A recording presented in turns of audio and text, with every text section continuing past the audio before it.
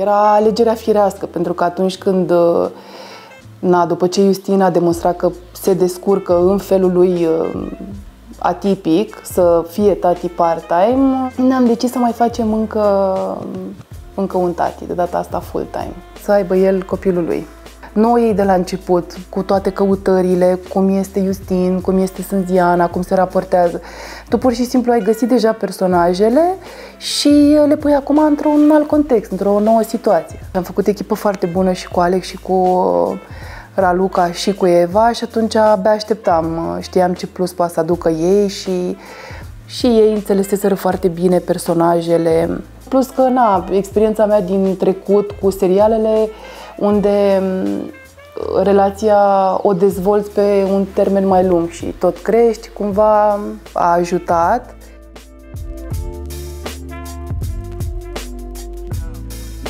A fost foarte dificil, noi l-am filmat în 18 zile, era caniculă și aveam de filmat și cu bebeluși și cu copii. Ce vezi la casting la copii este cu totul diferit față de ceea ce vezi pe platou.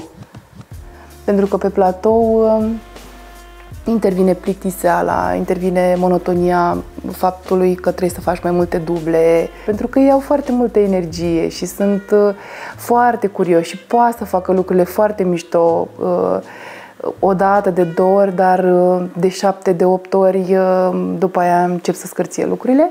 Mă stresam foarte tare pentru copii, știi, să le fie bine, să fie ok, și cumva când este atât de cald, cumva funcționezi la relantii, nu mai funcționezi la 100%. Trebuie să filmezi foarte puține ore cu bebelușii, o oră, și noi trebuia în ora aia să facem toate cadrele care... Și apoi aveam în a doua parte a zilei următorul bebeluș cu care aveam și cu el o oră. De asta a fost și foarte important să fie totul foarte clar. La filmare toată lumea a venit cu textul foarte bine învățat, textul pe care ne-am decis împreună și l-am aprobat cumva împreună, să nu stăm după nimic altceva decât după bebeluși. Și apoi Alex Bogdan. Asta e gluma noastră. Că Alex Bogdan făcea câte tantrumuri făceau copiii, făcea și el. Și asta e gluma noastră.